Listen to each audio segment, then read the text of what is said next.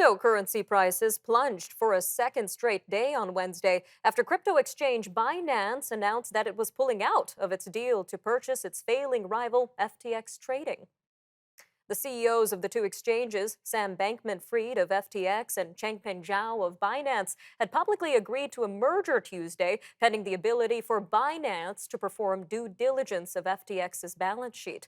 Now, that review apparently led to significant concerns for Binance and convinced it to back out of the deal, according to Binance in a statement.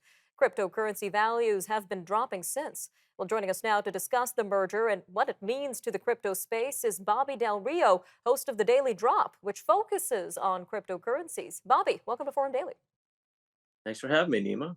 So tell us a little bit more about what's happening here. So Binance wanted to buy FTX, and now we hear it's walking away from this potential merger. Tell us what's going on here, Bobby. Yes, well, unfortunately, within the last hour, it appears that Binance is walking away from this deal, which was going to be essentially the largest acquisition in the history of crypto for exchanges, certainly in a very long time. Unfortunately, now it appears to be one of the darkest days in crypto, as right now it looks like FTX may be declaring bankruptcy.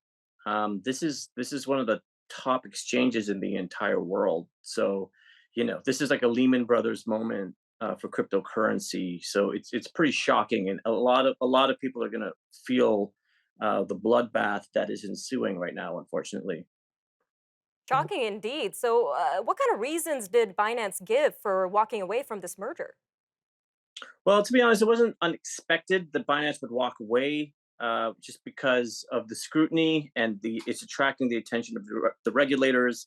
And this all really happened in the last day. It's been the last week that there have been questions, but really in the last day, unfortunately, it looks like FTX is somewhat of a house of cards. So the amount of debt that they essentially have two sister companies, right? So there's FTX and there's Alameda, and apparently it's almost like using one credit card to pay off the balance of the other, and then eventually the bank realizes that you don't have any money, and they kind of just ask for everything. That's essentially what happened.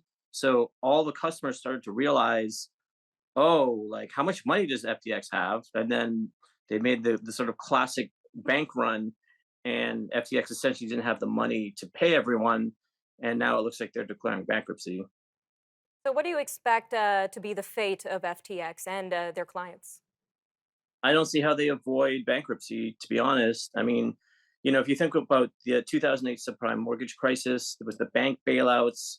Um, the government was sort of invested in making sure the banks didn't fail because it would essentially collapse the entire economy. In this case, the good news, if you want to call it that, is the cryptocurrency market cap is really only about half of 1% of the global financial assets market cap. So the reality is, FTX failing doesn't really affect most people in the economy. It's really bad for crypto, obviously, for anyone who holds FTT, which is like the coin for FTX, or you have money in FTX.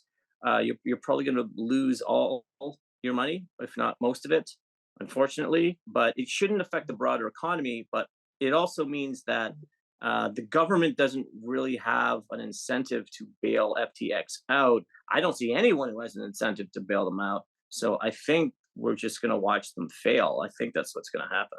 And we really saw the value of digital currencies take a hit amid this merger. How do you see the values being impacted in the next couple of days?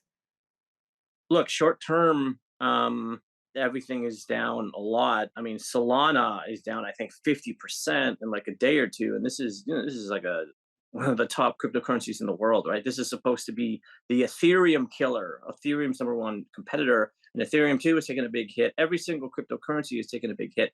Now, it's short term.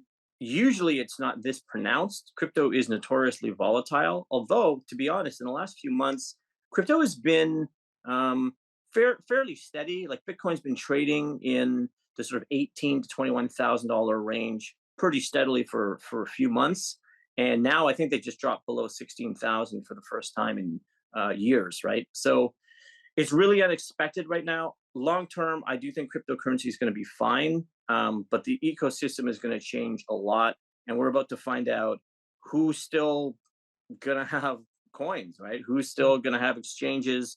And also, I do believe it's signaling the beginning of a very rigid era of regulation. And make no mistake, governments and regulators are paying close attention. Sounds like lots to keep our eyes on. Bobby, thank you again for joining us today on Forum Daily. Thanks for having me, Nima. We'll be right back.